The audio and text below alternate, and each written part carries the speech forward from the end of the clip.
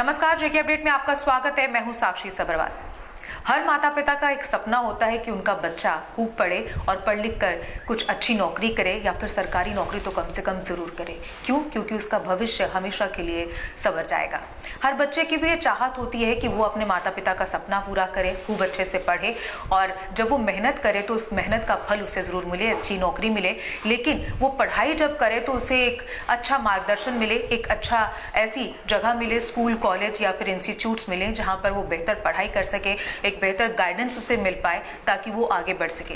लेकिन आजकल जिस तरह से तमाम जो हम अगर मार्केट पे एक नजर डालें तो इतने सारे इंस्टीट्यूशंस हैं कि एक बच्चे के लिए ये डिसाइड करना मुश्किल हो जाता है या एक पेरेंट के लिए डिसाइड करना मुश्किल हो जाता है कि आखिर अपने बच्चे को कहाँ पर गाइडेंस के लिए छोड़ा जाए, कहाँ पर कोचिंग के लिए छोड़ा जाए ताकि बच्चा जो है वो अपने फील्ड में बेस्ट कर पाए और अपने सपनों को साकार कर पाए। इसी बात पर हम चर्चा करेंगे चूंकि स्टूडियो मेरे साथ मौजूद है कैरियर अड्डा जम्मू इंस्टीट्यूट के डायरेक्टर AS भाली। सर, हमारे कार्यक्रम में आपका स्वागत है। जी, बहुत बहुत शुक्रिया मैम। सबसे पहले तो जेके अपडेट का बहुत शुक्रिया जो ये मौका मुझे दिया आज यहाँ पर आने का। सर, आपको हमारे यहाँ पे बुलाने का एक सबसे बड़ा रीज़न ये है कि इस समय हम आमतौर पर देख रहे हैं कि बच्चे जो हैं वो बहुत ज़्यादा करियर को लेकर कॉन्शियस हैं। उनकी ये चाहत है कि वो आगे बढ़ें, कुछ अच्छा करें। पेरेंट्स की भी हमेशा ये कोशिश रहती है कि बच्चे अच्छा पढ़ें, जिसके लिए वो अच्छे स्कूल्स में उन्हें डालते हैं, अच्छे कॉलेजेस में डालते हैं। उसके बाद उन्हें ज़रूरत होती है एक अच्छे इंस्टीट्यूट्स की। बिल्कुल। मार्केट में अगर नज़र डालें, जिस तरह से मैंने पहले भी कहा कि इतने सारे इंस्टीट्यूट्स हैं कि बच्चों को आखिर कहाँ डाला जाए जहाँ पे उनको बेस्ट करियर गाइडेंस मिल पाए, बेस्ट कोचिंग मिल पाए, ये डिसाइड करना पेरेंट्स के लिए और बच्चों के लिए बहुत ज़्यादा मुश्किल हो गया है। चूंकि कैरियर अड्डा इंस्टीट्यूट जम्मू से आप डायरेक्टर हैं, बहुत देर से आप इस इंस्टीट्यूट को चला रहे हैं। किस तरह से बच्चा या पेरेंट्स पहचान पाए कि ये उनके लिए एक बेस्ट इंस्टीट्यूट हो सकता है, वो चाहे कैरियर अड्डा हो चाहे कोई और हो, एक अगर हम जनरल बात करें तो किस तरह से उस चीज़ को पहचान पाएंगे? देखो, सबसे पहले तो अगर कोई बच्चा किसी भी इंस्टीट्यूट को सिलेक्ट करता है, पहले नंबर तो देखो, अगर आज के हम टाइम की बात करें, बच्चे के पास एक ही ऑप्शन होता है कि सबसे पहले या तो वो जाके उसके बारे में थोड़ा स्टडी करें। जैसे आज सोशल मीडिया अगर हम बात करें, हम कोई भी अगर चीज़ कुछ खरीदने ही जाते हैं, हम सबसे पहले गूगल पे जाके थोड़े बहुत चेक करते हैं। तो पहला एक पॉइंट होता है बच्चे के लिए। हाँ। लेकिन इसमें भी बहुत से सारे इंस्टीट्यूट है जो बिलाशक वहाँ पर सही भी अपना पॉइंट रखेंगे। और दूसरा नंबर होता है कि जो इंस्टीट्यूट चल रहा है उसका सिलेक्शन रेट क्या है। एग्जैक्टली। Second point.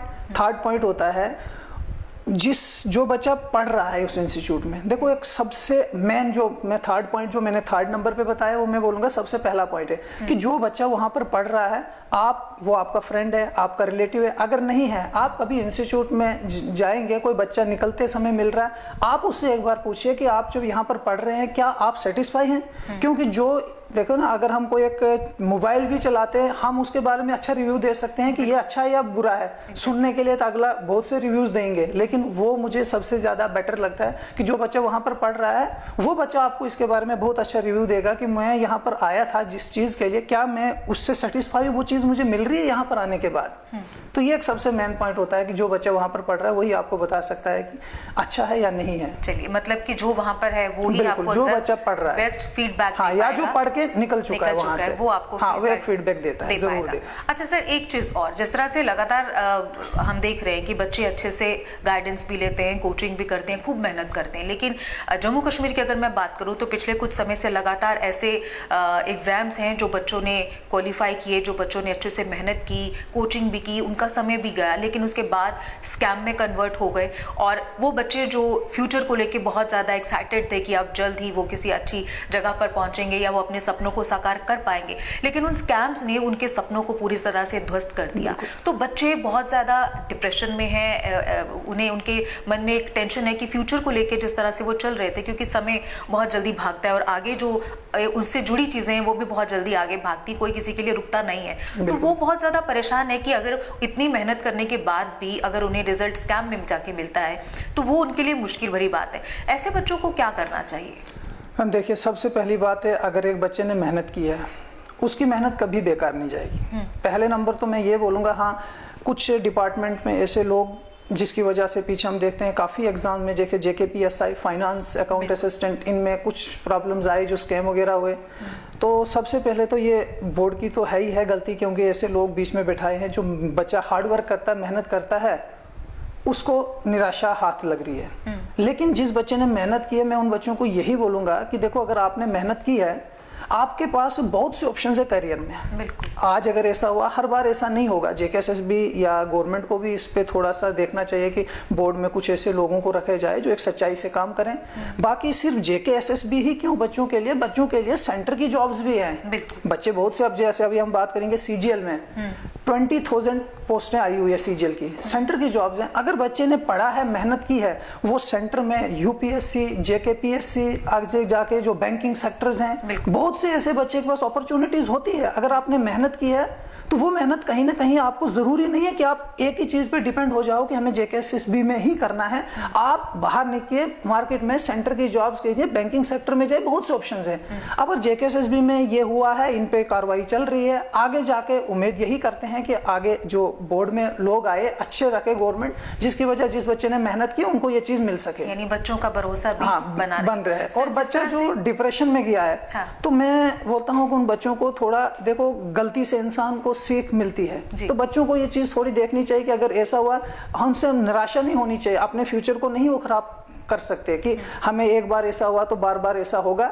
नहीं, आगे बहुत से ऑप्शंस आपके पास है, आपके पास दोबारा ऐसे ऑप्शंस आएंगे। दोबारा ये री एग्जाम हो रहे हैं, आप इनके लिए तैयारी करो। अगर एक बार JKPSI में ऐसा हुआ है, दोबारा इसका एग्जाम होने वाला है, कैंसिल कर दिया गया, तो आपके पास फिर से अपॉर्चुनिटीज जो मेहनत की है वो तो रहेगी, वो कहीं नहीं जाएगी। आपकी इस बात से जो एक गाइडेंस मिलनी चाहिए बच्चे को, वो आपकी इस मैसेज से वो कन्वे हो रही है कि अगर इस तरह की गाइडेंस, क्योंकि परेशान होने से कुछ होगा नहीं, अगर इस तरह की गाइडेंस आपको मिलती है तो यकीनन आप आगे बढ़ सकते हैं। चूंकि कैरियर अड्डा जम्मू के डायरेक्टर AS वाली इस समय हमारे साथ हैं। सर, आपके इंस्टीट्यूट का नाम जम्मू में बहुत ज़्यादा है। जिस तरह से आपके बारे में मैं जानने की कोशिश कर रही थी, तो यकीनन बहुत सारे बच्चे आपके यहाँ से सिलेक्ट हुए हैं, अच्छी पोस्ट पर है।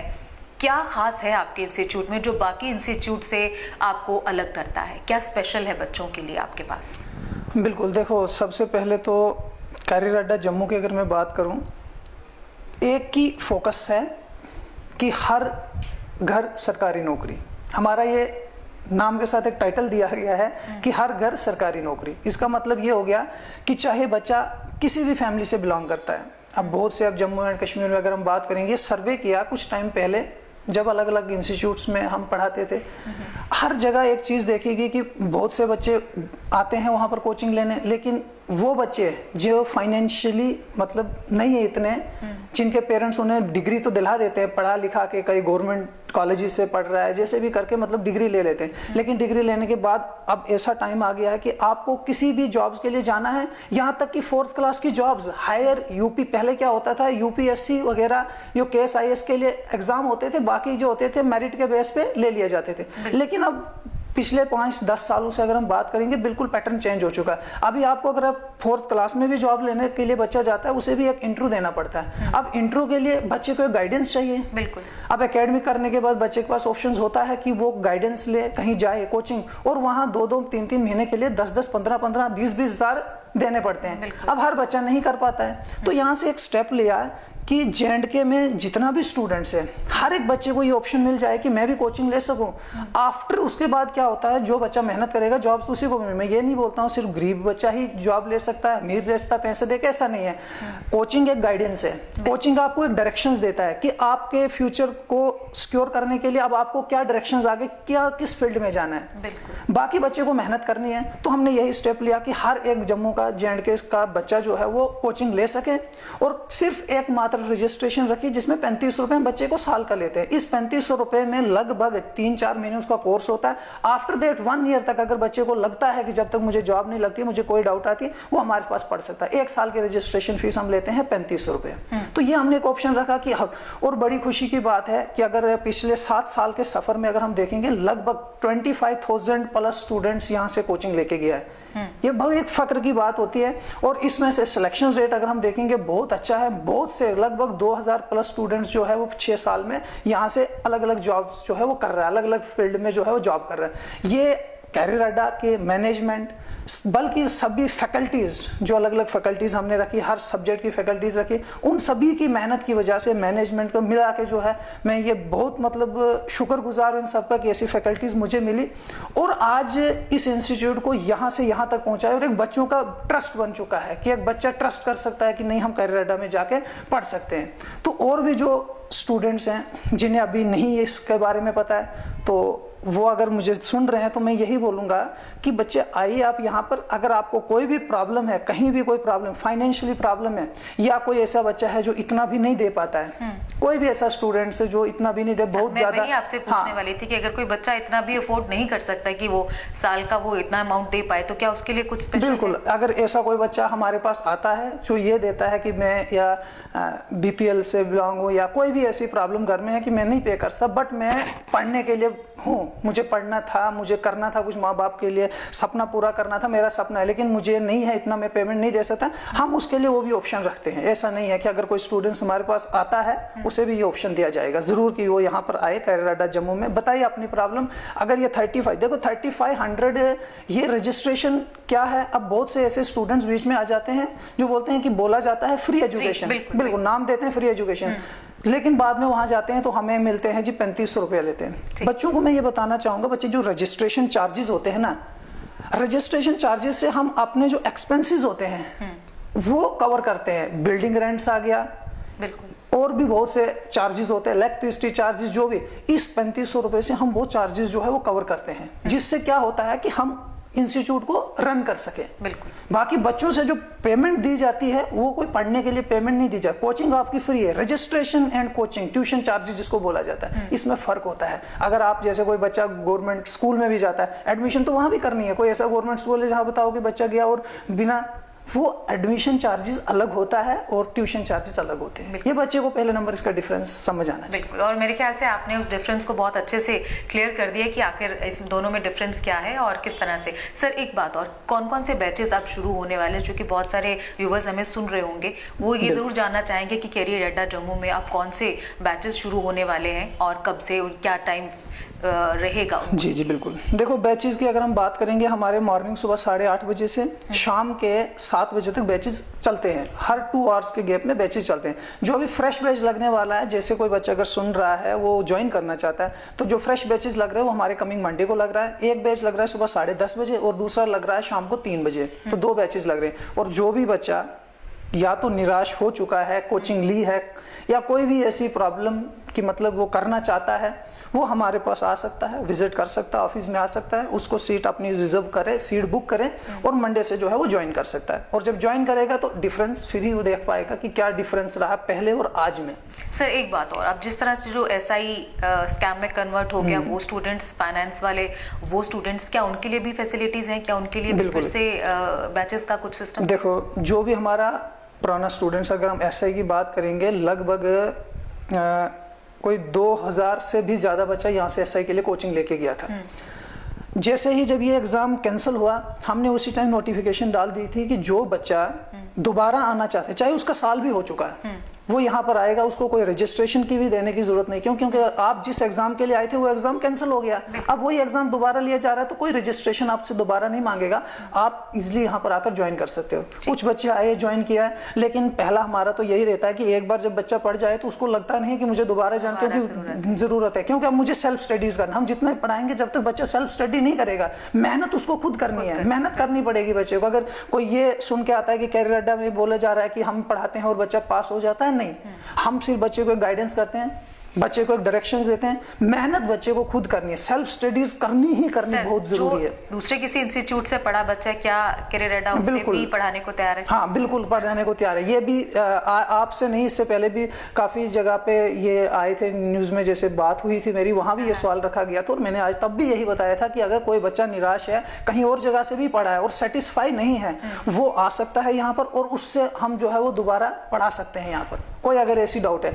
इसके अलावा जो बच्चा यहाँ नहीं आता, बहुत से ऐसा सवाल होता है कि दूर से बच्चे हम यहाँ नहीं आ सकते, उन बच्चों के लिए हमने ऑनलाइन क्लासेस तो नहीं रखी है, लेकिन बच्चा हमारी ऐप डाउनलोड कर सकता है, फ्री मॉक टेस्ट वहां पर उनको मिल जाएंगे, स्टडी मटेरियल मिल जाएंगे, और हमारे यूट्यूब चैनल पे हर वीकली करंट अफेयर्स सेशन चलते हैं। तो जो बच्चा दूर दराज इलाकों से है वो अगर यहाँ नहीं आ सकता है, कोशिश हम करेंगे कि बहुत जल्दी उन तक भी ये फैसिलिटीज पहुंचाई जाए, चाहे वो उनके अपने डिस्ट्रिक्ट वाइज लेके वहाँ सेंटर ओपन किया जाए या ऑनलाइन किसी न किसी तरह हम उनको भी देने की कोशिश कर रही है। मैनेजमेंट इसमें लगी हुई है कि बहुत जल्दी ऐसा प्लेटफॉर्म दे दिया जाए जो बच्चा दूर दराज इलाकों में यहाँ नहीं आ सकता है उनको भी ये फैसिलिटी मिल जाए। लेकिन जब तक नहीं है तब तक वो बच्चे हमारे टेस्ट, स्टडी मटेरियल और करंट अफेयर्स जो है वो पढ़ सकते हैं। ठीक है, चलिए ये तमाम बच्चों के लिए, तमाम उन पेरेंट्स के लिए भी एक अच्छी खबर है कि अगर आपका बच्चा वाकई मेहनत करके आगे बढ़ना चाहता है और आप भी चाहते हैं कि बच्चे का भविष्य बहुत ज़्यादा सुरक्षित और अच्छा हो, तो उसके लिए कैरियर अड्डा जम्मू जैसा इंस्टीट्यूट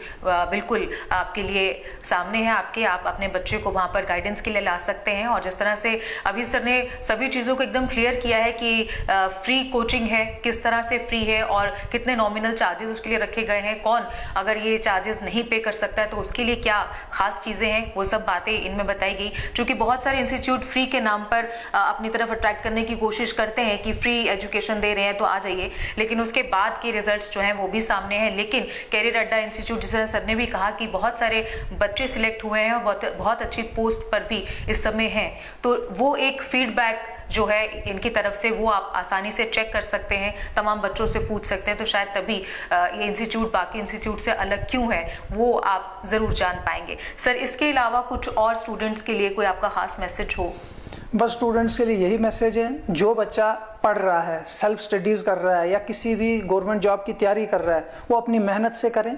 और जहाँ पर भी कोई प्रॉब्लम आती है या लगता है कि हमें एक गाइडेंस की ज़रूरत है या कोई डायरेक्शन नहीं मिल पा रही है या कोई कैरियर काउंसलिंग नहीं हो पा रही है जिससे मैं कंफ्यूज हूँ कि मुझे आगे फ्यूचर में क्या करना है, वो या तो हमारे नंबर पे कॉल करें, नीचे दिए गए जो नंबर हैं उन पे कॉल करें, या डायरेक्टली विजिट करें ऑफिस में, और उसकी जो भी प्रॉब्लम होगी उसको हम अपने बेस्ट से बेस्ट वे में उसको सॉल्व करने की कोशिश करेंगे। और जो बच्चा कोचिंग करना चाहता है वो डायरेक्टली यहाँ पर आ सकता है और ज्वाइन हो सकता है। चलिए, कहते हैं कि सक्सेस पाने के लिए आपको गाइडेंस की ज़रूरत जो होती है, और अगर गाइडेंस सही मिल जाए तो आप अपने सपनों को साकार कर सकते हैं। और हमारे आज के इस कार्यक्रम की भी यही कोशिश थी कि हम आपको वो जानकारी दे पाएँ जिसके दम पर आप आगे बढ़ पाएँ, आप चुनाव कर पाएँ कि आपके लिए सही क्या है, गलत क्या है। क्योंकि भीड़ में किसी एक असली चीज़ को पहचानना थोड़ा मुश्किल होता है, लेकिन उस असली को कैसे पहचानना है वो आप पर निर्भर करता है। हमारी जो कोशिश है वो रास्ता दिखाने की है। तो आज भी हमारी यही कोशिश थी सर हमारे कार्यक्रम में आने के लिए, हमारे व्यूवर्स को जानकारी देने के लिए, उन तमाम चीज़ों को क्लैरिफाई करने के लिए कि आखिर बच्चों को कहाँ पर किस समय क्या करना है, वो सब बातें बताने के लिए बेहद शुक्रिया। जी, और इसी के साथ मुझे भी दीजिए इजाज़त। नमस्कार।